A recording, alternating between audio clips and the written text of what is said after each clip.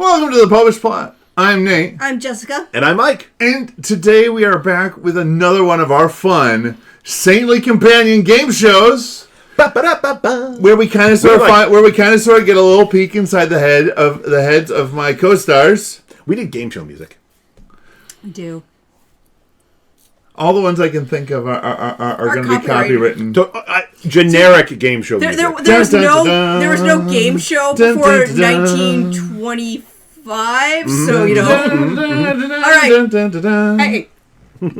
Don't get us a strike. Yeah. All right, here we go. Nate. I don't think I was close enough to the actual thing. I'm sure you weren't. Also, you need more of a game showy name. We're going to call you Wink. Wink. Wink Martindale. I do sometimes forget the name. The Michigan's defense coordinator does in fact have a name. Because everyone calls him Coach Wink. It's like, no, the man has a name.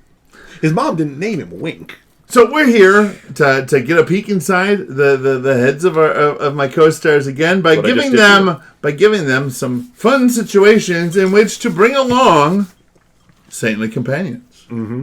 All right. Mm-hmm. Here we go. So what we got? So first, we're gonna you've been invited to a book club, and you're able to bring a friend with you. One friend. We'll assume that the book club is reading at least wholesome stuff, right? Maybe it's not all religious books, but it's not the stereotypical housewife book club kind of thing. No one here is actively engaged. With the exception of perhaps reasonable amounts of wine consumption. But what book would you like to study? And who would you like to bring with you? Anticipated the second part. The first part. It's a pickle. It's a twist. A twist. All right. We're going to study the Brothers Karamazov. All right. With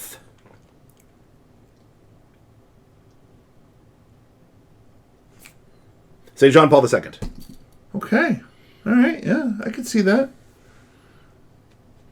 You know, giant brain, extremely well read, knew essentially every language, and deeply familiar with the societal ails that Dostoevsky was writing about through the Brothers K. Yeah. You know, all the logical things that would flow from their various philosophical beliefs. All right. So JP2, the Great, with Brothers Karamazov. What do you got, Jess? All right. I'm going to... See, the book part threw me off. Because I totally had multiple saints all set up for what they would enjoy. Oh, bookish saints? This is right up your alley. Exactly. Yeah. But I'm going to go... I'm going to take Hildegard von Bingen, and we are going to read the Divine Comedy, so she can insist that in her visions and stuff, it was completely different. All right. Yes. But eventually she's going to get to one religious who was like in the weirdest part of hell, and she's like, "Yep, no, he's actually there." Oh, that's totally legit. I knew that guy. No, Mike's was good, but that one that's cool. That is cool. Especially because she predates the book, so she wouldn't have any familiarity with it. Nice. She'd be like, we're going to read a book about heaven. She's like, oh, yes, I had many visions I know when all I was about 5. That. Apparently that's not normal for a 5-year-old. No one told me. If the rest of you 5-year-olds are terrible sinners? I don't know. Anyway, are we discussing how emeralds are healing because of the magic of green? Because they are! or maybe some knowledge that midwives have that the doctors don't. Well, that part I'm willing to believe. All right. That was fun. Hildegard. That was fun. Nice little aperitif. Next, we're gonna get some dinner. We're gonna have a fancy, the fanciest of the fancy dinners. Mm-hmm. You've been invited, and sadly, this does mean that you have gone off to join the choir invisible, because you have been invited to the banquet of the Lord. I am an ex-parrot. You are an ex-parrot. You're just yarning the boards. The time has come for which we have all shuffled off this mortal coil. Yep. We are at the banquet of the Lord. Tis a consummation devoutly to be wished. And I'm going to, and I picture this in my mind at the moment as a massive kind of feast hall. Yeah. Big, long table. Right? You're sitting there at the table. You've got people on either side of you. You've got people across from you. And, of course, you're eating. You're enjoying the time. You're enjoying everyone's company. So you're having conversations. Is it one extraordinarily long table, or is there like a hall full of multiple parallel tables? I imagine it would have to be multiple tables just to be reasonable. Cool. You know, I mean, Cool. Space and doesn't really matter at this point, theoretically. So, I mean, it could be one really long table. But we'll just picture it as a hall. But you've got your seat. It's not the highest spot at the table, but it's a good spot. You've got, we'll say, 6 people around you, right? I gotta pick 6. 1 on either side, and 4 on the opposite side of the table that you're having conversations with. Well, yes, you have to pick 6. Well, first of all, I can't believe that this table is uneven. I'm not seated directly across from someone, but okay. Apparently heaven is shoddy. Well, you know, one of the angels heard about the round table, and they're really all into it until they're like, legitimately, this needs to be millions in diameter. We've got to do something else. So it's like a swirly. The things without bodies were obsessed with the round table. Michael, you've got 1 on either side. You've got 1 across from you. They've got 1 on either side. And you are having such a good conversation that one of the people adjacent to the people who are immediately adjacent to you said, I want in on this conversation. But now I feel bad that we're excluding the guy on the other side. He's got his own conversation. He's got his own conversation he's involved in. Fair enough. Perfectly happy and content in the conversation. Of course he is. He's in heaven. All right. But please, take your time, put some fun into it.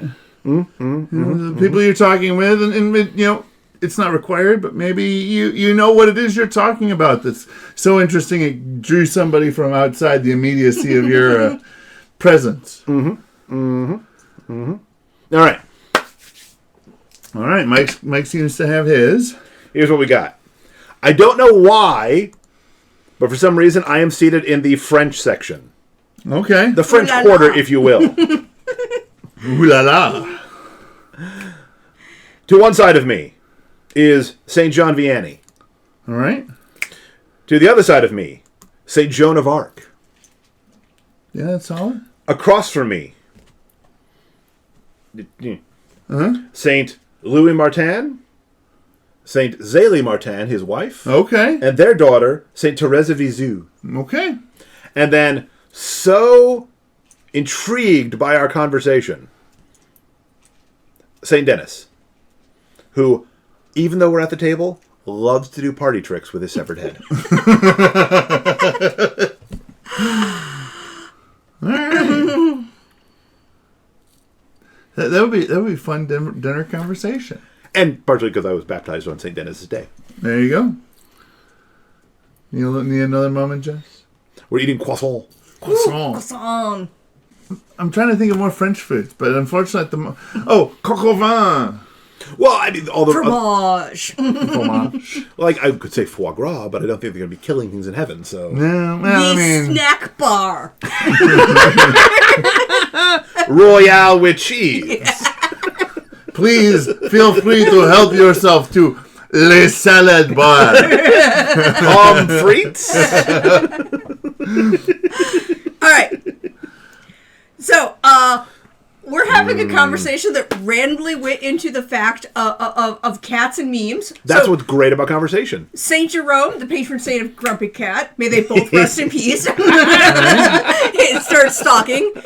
At which point, Saint Gertrude of Nivelles, the patron saint of cats, joined in. Ooh. Thomas Aquinas is there because he's in every conversation. It doesn't make any sense, but somehow he has an opinion on everything. Mm-hmm. A learned opinion on everything.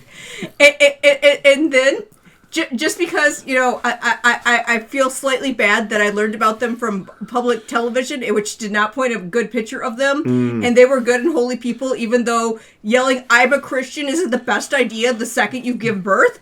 We're having Perpetua and Felicity there to talk about how, yes, they were eaten by lions, but they still love cute little cats. Mm-hmm. Mm-hmm. And imagine St. Olga is showing up because she wants to know if there's a way that we can weaponize cats.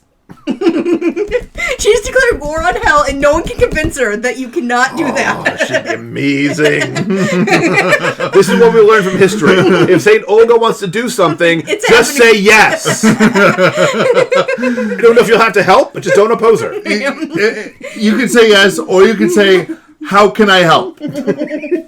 Just don't say, oh, hell no. She'll burn you alive. Definitely don't tell her, you can't do that. Now, in fairness, all the burning alive of people she did before her conversion, but still. Still. And they were all terrible people. Still, just don't cross St. Olga. All right. We've got a good... See, I just would have thought that, like, I don't know, given your general opinion that cats would serve hell. No animal is inherently evil. Now, we can't say the cats don't choose evil. They wake every day and choose violence. Every day. But in a cat's nature, violence is not inherently evil. Mm-hmm. Just like the devils themselves, the cats are created good.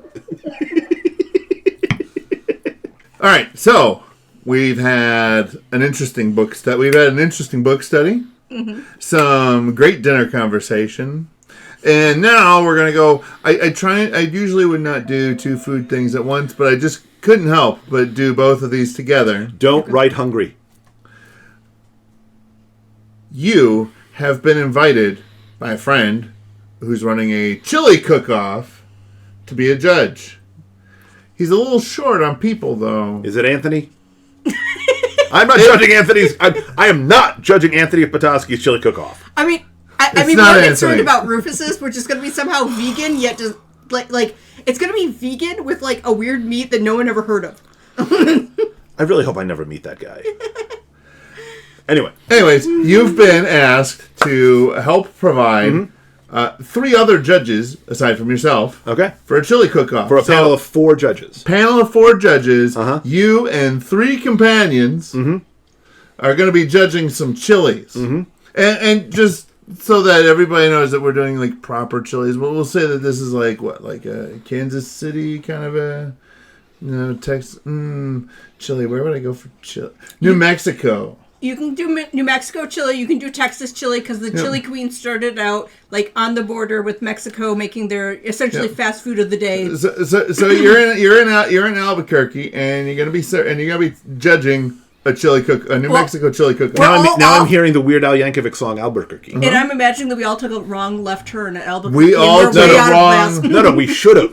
We should have taken the left turn at Albuquerque. Instead, we got off the freeway there. And now we are judging a chili cook-off. All right. With 3 of our saintliest friends. And of course, the funny thing is, like, saints are known for fasting, but now that they're, dead and... They don't have to. Yeah, they don't have to. I already picked Aquinas, who was known for feasting on sardines, so I'm not going to pick him again. Well, anything where you want to eat, he's a good one. I don't prohibit you from using the same saint twice. Although for the benefit of creativity, I do encourage you to pick different ones. He's a medieval monk. He is not going to be able to handle that level of spice. But you know who can handle that level of spice? All right. Saint Juan Diego. Saint Juan Whose Diego. last name I'm not even going to try to pronounce. Yes. Saint Juan... Although I always think of him as San Juan Diego. But Saint Juan Diego. As long as I'm in the same region, blessed Miguel Pro. All right. Especially because you have to love the way that he just owned the commies. They took pictures of his execution, and it turned out to be a publicity coup for him. And just because he hasn't made an appearance yet, blessed Carlo Acutis. the Italian, the King of France. When you were leading up to Saint Juan Diego, I really thought that was where you were going to go. I zigged when he thought I would say. All right. So, Saint Juan Diego, blessed Miguel Pro, and soon to be Saint Carlo Acutis. I think that's in April this year. All right. Jess. All right. How about you, Jess? I'm going to go with James and John as the Sons of Thunder. They should be able to handle the heat. Boom. Yeah. Even if they're like, we got to turn this up. Yep. And then, although she's going to insist that everything is fine and she loves all the chilies equally, I'm going to go with Mary under the title of Our Lady of Guadalupe because she's the patron of the area that invented it. Mm-hmm. So, you know, she gets dibs. Is she not here, your mother? Mm-hmm. Mm-hmm. Our Lady of the Ghost Peppers. All right. I mean... In weird, you know, theological things, she was married to the Holy Ghost. Yep. So ghost peppers. Yep. Totally works. Also, you don't put ghost peppers in chili. They're just angry. They don't really have anything besides heat. There's no flavor at all. Just heat. Yep. Bring in the pain. All right. So we've had some fun times with our saintly companions, and we should use this as a reminder that, God willing, through our perseverance, we will one day be in heaven with all of these saintly companions, and we will, at least to the extent that these things are possible, in heaven, which so far I can't think of any that couldn't be. Eye has not seen, ear has not heard. There could be chili contests. There could be chili cook-offs. There could be road trips. There probably won't be a San Diego Comic-Con, but there might be other gatherings of similar affinities. If we're doing New Mexico, you know, every single state's going to order everything as Christmas. But really, we need to remember that should have taken San Diego with us to San Diego Comic-Con. There you go. We just need to remember that, you know, these things are hopefully possible for us, and that we should be striving towards them. And amen. While you are striving towards them, go down below to the comments section and throw in some places or opportunities that you would like to see these two, or maybe myself, figure out who it is we would like to do it with, who it is we'd like to participate in it with, provided that we could have any of the saints join us for these events. Who should be our saintly companions on these various wacky adventures? Besides, of course, always Blessed Always Carlo, Blessed and at least one of the Sons of Thunder. Frequent mention of Thomas Aquinas, because between his book smarts and his appetite, he's useful in so many situations. And Saint Thérèse. So go down below and throw out those suggestions. Maybe they'll be featured in a future one. Also, just in your own personal time, if you could spare a prayer that we become the saints God wants us to be. Give this episode a like, subscribe to our channel, ring the church bell to be notified the next time a plot is uploaded. And until next time, remember to live your faith. Love your faith. Share that love. And always pick Blessed Carlo.